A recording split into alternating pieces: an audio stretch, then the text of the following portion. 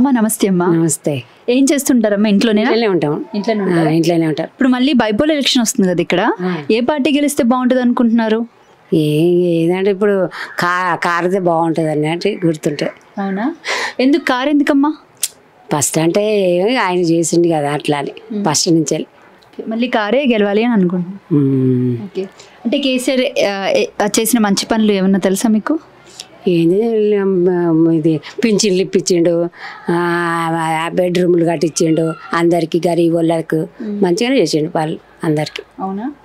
మరి 6 గ్యారెంటీలు ఏమైనా అందుతున్నాయి కాంగ్రెస్ పార్టీకి వెళ్ళి? ఏం లేదు. ఏం చేస్తుంటారో ఇప్పుడు బస్సు పిరి పెట్టిండు కదా, ఇక అందువల్లే. ఉపయోగపడుతుందా బస్సు? మరి ఏంది అందరు పోతాను, కొంతమంది ఇంట్లోనే ఉంటారు, ఇక డ్యూటీలు చేసే వాళ్ళకు మంచిది. ఓకే, మరి ఛార్జీలు అవి పెంచారు కదా, ఎట్లా అనిపిస్తుంది అవి? ఏంది ఉన్నోళ్ళు పోతారు, లేని వాళ్ళు ఎక్కుతారే ఉంటారు. మనం పోం కదా బయటికి. అంటే ఏంటి మీ అబ్బాయి పరిస్థితి ఏంటమ్మా? హ్యాండిక్యాప్. ఓకే, మరి పెన్షన్ వస్తుందా? వస్తుంది. ఎంత వస్తుంది? 4 బేసిక్గా ఎంత రావాలమ్మా? 6,000 ఇస్తానన్నారు, 6,000 లేవు, 4,000 ఇస్తున్నారు. ఇక అందరికి ఇచ్చినట్టు మనకి ఇస్తున్నారు. అంటే పాత అంటే కేసీఆర్ అమలు చేసినటువంటి పథకమే ఇప్పుడు వస్తుంది తప్ప కాంగ్రెస్ పథకం ఏం రావట్లేదు. ఏం లేదు కదా, అంతే. ఇక వాళ్ళు ఎట్లా పంపిస్తే అట్లా. మీరు ఎప్పుడు మరి అడగలేదా? 6,000 ఇస్తామన్నారు కదా ఓటేస్తే అని. ఇస్తలేరు కదా, ఇస్తామని అంటారు, ఇయ్యారు అంతే. ఏం పేరు నీ పేరు? దేవి. ఏం చేస్తుంటావు? పని చేస్తాం, ఎందుకో పని. ఇప్పుడు మళ్ళీ బై ఎలక్షన్ వస్తుంది కదా, ఇక్కడ ఏ పార్టీ గెలిస్తే బాగుంటుంది అనుకుంటున్నారు? అంటే కొంతమంది చనిపోయినారు, ఆయన ఉన్నప్పుడే బాగుంటుంది. ఇప్పుడు ఆయన చనిపోయినారు, ఆయన ప్లేస్లోకి ఎవరు వస్తారు మళ్ళీ తెలియదు, తెలుసుకొని ఓటేస్తాం. కారా చెయ్యా? కారు. నాకు ఎప్పుడు అదే నాకు ఫేవరెట్. అంటే కారు గెలుస్తుందా చెయ్యి గెలుస్తుందా? కారే గెలుస్తుంది. కారే గెలుస్తుందా? ఎందుకు కారు? ఆయన బాగా చేస్తున్నారు, అప్పుడు బాగా చేస్తున్నా కదా, అందుకని. చాలా కష్టమైపోతుంది బస్సులో కొట్లాడుకోవడం, సిక్కపట్లు పట్టడము, చాలా ఇబ్బందిగా అవుతుంది. సీట్లు దొరకడం లేయడం లేదు, చాలా కష్టమైంది. చార్జీలకి మేము మాది వేరేది, మాకు ఆధార్ కార్డు లేదు, డబ్బులు పెట్టి పోతున్నాం. నీకు పెళ్ళయింది అయితే? అయింది. బిడ్డనా? ఏం చేస్తుంటాడు మీ ఆయన? ఇళ్ళలో పని చేస్తాడు. మా ఆయన పెళ్లి కార్డు కొడతాడు, పెళ్లి కార్డు. ఫ్రీ బస్ ఎట్లా ఉంది? ఫ్రీ బస్సు కొట్లాడుకుంటున్నారు, ఫ్రీ బస్సు కొట్లాడుకుంటున్నారు, చాలా మంది ఫ్రీ బస్సు కొట్లాడుకుంటున్నారు, ఆడోళ్ళు కొట్టుకుంటున్నారు, సీట్ల గడప కింద పడుతున్నారు. తులం బంగారం వచ్చిందన్న ఆశతో ఉన్నారా? ఉన్నాం, వస్తుందని ఆశతో ఉన్నాం, అది రావట్లేదు. మళ్ళీ బండ్లు ఇస్తా అని చెప్పారు, లేని వాళ్ళకి బండ్లు ఇస్తా అని చెప్పారు, పిల్లలకు చదువుకుంటే ఏదో ఇస్తా అని చెప్పారు, అది కూడా ఇవ్వలేదు. ఇప్పుడు మళ్ళీ గెలిపియాలంటే మాకు మనసు కూడా వస్తలేదు, అందుకోసం చెప్తున్నాం. మీ మాట ఏంటమ్మా? డబుల్ బెడ్రూమ్లు ఇస్తా అని చెప్పారు, ఉన్నోళ్ళకే ఇస్తున్నారు, ముస్లిమ్స్ వాళ్ళకే ఇస్తున్నారు, మాకైతే ఇస్తలేరు, లేని వాళ్ళకైతే ఇంత కూడా ఇస్తలేరు. 4 ఆడపిల్లలని కూడా పెట్టాను నేను, అది కూడా రాలేదు నాకు. 2,500 కూడా ఇవ్వలేదు మాకు ఓట్లకు కూడా 2,000 అని చెప్పారు, అవి కూడా రాలేదు మాకు, అవి కూడా రాలేదు, ఓట్ల పైసలు కూడా రాలేదు. అంటే మొన్న కాంగ్రెస్ కి ఓటేసినప్పుడు 2,000 రూపాయలు ఇస్తామని చెప్పేసి అని ఇవ్వలేదు. అమ్మ నమస్తే అమ్మా. నమస్తేనండి. మీ పేరు? నా పేరు లత అండి. అవునా? Okay, right. ఏం చేస్తుంటారమ్మా? నేను మామూలుగా హౌస్ వైఫ్ నండి. House wife. ఓకే, ఇప్పుడు మళ్ళీ ఎలక్షన్స్ రాబోతున్నాయి, ఈసారి ఏ పార్టీ గెలిస్తే బాగుంటుందని అనుకుంటున్నారు? బీఆర్ఎస్ పార్టీ గెలవాలండి. ఎందుకని? దేనికంటే వాళ్ళ 10 ఏళ్లలో ప్రతి ఒక్క పథకం తెచ్చారు జనాలకు. ఈరోజు ఈ రోడ్లు ఇవన్నీ డ్రైనేజీలు వచ్చిందంటే అదే క్లీను మంచిగా పారిశుధ్యం నీటిగా ఉందంటే బీఆర్ఎస్ పార్టీ వల్లే. ఇప్పుడున్న కాంగ్రెస్ ప్రభుత్వం ఈ 2 ఏళ్లలో దరిద్రం పట్టించేసేసింది కాలనీలన్నీ, ఒక డంపింగ్ యాడ్ చేసేసింది కాలనీని అన్నిటిని, ఏం సరిగ్గా లేదండి అసలు. రేవంత్ రెడ్డి ఒక్క ఛాన్స్ ఇవ్వండి, జూబ్లీ హిల్స్ నేను డెవలప్మెంట్ చేసి చూపిస్తా అని చెప్పేసి అంటున్నారు, దానికి మీ సమాధానం ఏంటమ్మా? మాకు ఎలక్షన్ అప్పుడు 6 గ్యారంటీలు హామీ ఇచ్చాడండి. 6 గ్యారంటీలు హామీ చేయలేనోడు జూబ్లీ హిల్స్ డెవలప్మెంట్ ఏం చేస్తాడండి ఆయన? 6 గ్యారంటీలు ఏం చేశాడండి? మహిళలకు 2,500 ఇస్తా అన్నాడు, మోసం చేశాడు. గ్యాస్ ఒక్క నెల వేసాడు అంతే, మోసం చేసేసాడు.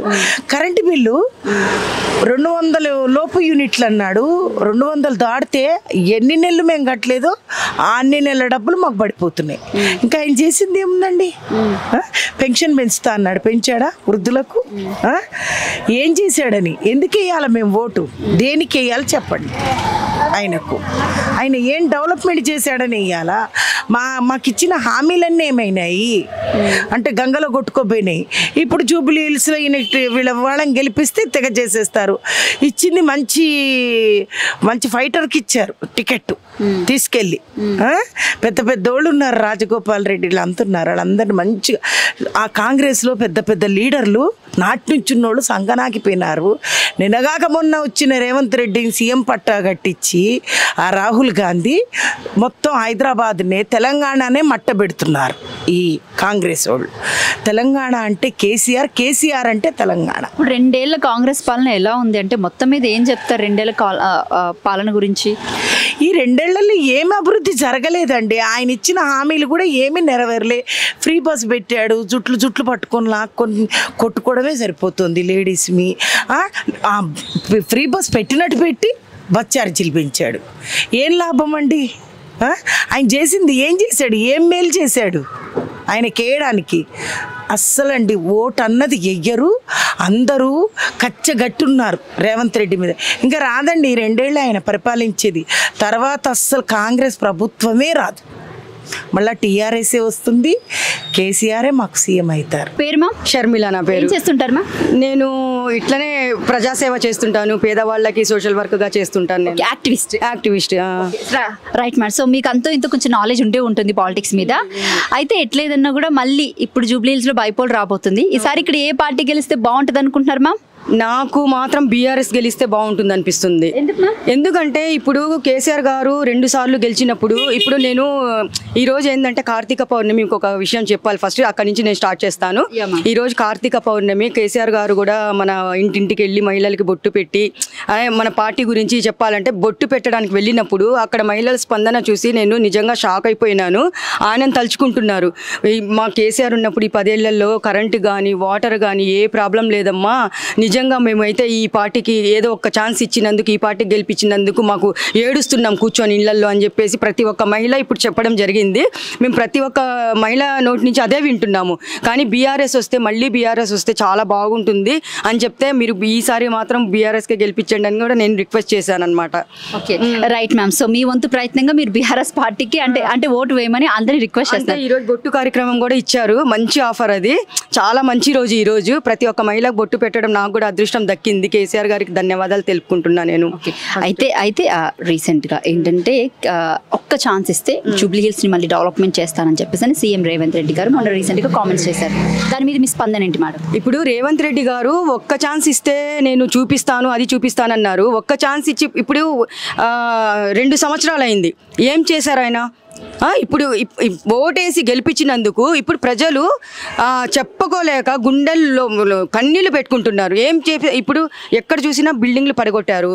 2 సంవత్సరాల్లో ఏం చేయలేను. ఇంకా 6 పథకాల గురించి చెప్తారా? ఒక్కటే చేసి సావలేదు. 6 పథకాల గురించి ఇంకా ఏం పీక్ చేస్తారు ఆయన? చెప్పకూడదు, మనం మాట్లాడకూడదు అలాగా. కానీ నేను ఇప్పుడు పేదవాళ్ళలో తిరిగి తెలుసుకుంది ఏంటంటే, మేము తప్పు చేసాం మేడం, ఒక్క ఛాన్స్ ఇచ్చినందుకు మా చెప్పుతో మేము కొట్టుకోవాలి, దేవుడు లాంటి మనిషికి మేము దూరం చేసుకున్నాము, కేసీఆర్ గారిని మేము దూరం చేసుకున్నామని ఈరోజు నా దగ్గర ఏడ్చిన వాళ్ళు 100 మంది ఉన్నారు. నేను చేశాను కాబట్టి నేను చెప్తున్నాను. కానీ ఈరోజు 6 పథకాల గురించి, 6 పథకాలు ఎక్కడున్నాయి? గంగలో కలిసిపోయినాయి. ఎక్కడ 6 పథకాలు? నువ్వు పెట్టింది ఏంటి? ఒక్క ఫ్రీ బస్ ఒక్కటి పెట్టి నువ్వు ఓట్లు గుద్దించుకున్నావు. అది ఒక్కటి చూసి ప్రజలకి మోసం చేసి, ద్రోహం చేసి నువ్వు ఓట్లు వేయించుకున్నావు. 6 పథకాలు ఏమి లేవమ్మా ఇప్పుడైతే. అందుకే ప్రజలందరూ ఇప్పుడు ఎందుకు ఏడుస్తున్నారు? ఇప్పుడు కేటీఆర్ కిందే మున్సిపల్ శాఖ పెట్టుకొని మొత్తం జూబ్లీ హిల్స్ అంతా మరుగుదొడ్లాగా పట్టించేసాడు అని చెప్పేసి రేవంత్ రెడ్డి గారు కొన్ని వ్యాఖ్యలు చేయడం జరిగింది. దాని మీద మీ ఒపీనియన్ ఏంటి మ్యామ్? ఇప్పుడు ఆయనకి నోరుందని ఎలా పడితే అలా మాట్లాడడము ఆయనకి అలవాటైపోయింది. ఎవరికి? రేవంత్ రెడ్డి గారికి అలవాటైపోయింది.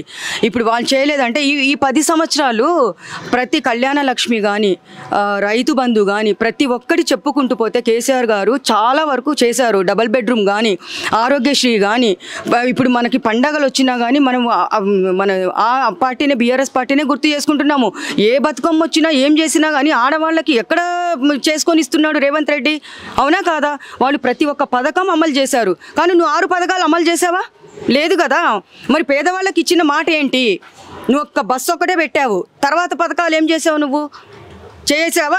2 ఇయర్స్లో చేశారా? లేదు. రీసెంట్గా సభాముఖంగా సీఎం రేవంత్ రెడ్డి గారు కొన్ని క్వశ్చన్స్ అంటే కొన్ని మాటలు కేటీఆర్ గారిని అనడం జరిగింది. అంటే మున్సిపల్ శాఖ కేటీఆర్ కింద పట్టుకొని జూబ్లీ హిల్స్ని అసలు ఏం డెవలప్మెంట్ చేశాడని చెప్పేసి మాట్లాడారు. మొత్తం మరుగుదొడ్డిలాగా పట్టించేశాడని చెప్పేసి మాట్లాడారు. ఇప్పుడు మరుగుదొడ్డిలాగా పట్టించేశారని చెప్తున్నారు. మున్సిపల్ శాఖ ఎవరి కింద ఉన్నా మీకు తెలుసా? మీకు రేవంత్ రెడ్డి గారి కింద ఉంది. మరి ఆయన చేసింది ఏంటి అక్కడ? ఇప్పుడు మీకు మీరు తెలిసి అడుగుతున్నారు, తెలిసి నాకు అర్థం కావట్లేదు. ఇప్పుడు మున్సిపల్ శాఖ ఎవరి దగ్గర ఉంది? రేవంత్ రెడ్డి దగ్గరే ఉంది కదా. మరి అలాంటప్పుడు ఆయన ఏం చేశారు? అవునా కాదా? మరి ఆయన చేసి చూపించాలి కదా. మరి మాట్లాడడం కాదు, వాళ్ళు చేశారా చేయలేదు ఆయన మాట్లాడడం కాదు, ఆయన చేసి చూపించాలి. అవునా కాదా? అది దాని గురించి నేను చెప్తున్నాను. ఓకే. అంటే 2 ఏళ్ళ నుంచి ఇక్కడ అసలు ఎట్లాంటి డ్రైనేజ్ సిస్టమ్కి సంబంధించి ఏ డెవలప్మెంట్ అంటే ఏది వచ్చి కాంగ్రెస్ పార్టీ చూడలేదా? ఎక్కడ చూశారు? అరే మీరు పోయి చూడండి, వీధిలో గల్లీలో వెంకటగిరిలో కృష్ణానగర్లో ఎక్కడెక్కడ బోరబండ మోతీనగర్ అవన్నీ చూడండి పోయి, మీకు తెలుస్తుంది ఎంత గలీజ్ ఉందంటే అంత గలీజ్ ఉంది. అసలు డ్రైనేజ్ కాదు, అసలు ఆ ఏరియాలో ఏం పోయినా కానీ వాటర్ పోతున్నా కానీ అసలు మనుషులు డ్రైనేజ్ మెయిన్ హోల్స్ ఓపెన్ ఉన్నా కానీ అక్కడ పట్టించుకోవట్లేదు. మరి ఏం చేశారు మున్సిపల్ శాఖ అంటే? ఏం చేసి చూపించారు? ఒక మాట, ఒక క్వశ్చన్ చేశారా? పదండి నేనే తీసుకొని వెళ్ళి చూపిస్తాను. నేను తిరిగాను కదా, నేను తిరిగాను కాబట్టి నాకు తెలుస్తుంది. వర్షాలు వచ్చినా ఏం చేసినా మీరు ఓట్లు వేయించుకొని పథకాలు పెట్టుకొని మీరు అక్కడ కూర్చోవడం కాదు. ఆ ఏరియాలో ఎట్లుంది ఏంటని పరిస్థితి మీరు వెళ్ళి గడపకి వెళ్ళి మీరు చూసారా? అది చూడమని చెప్తున్నా నేను.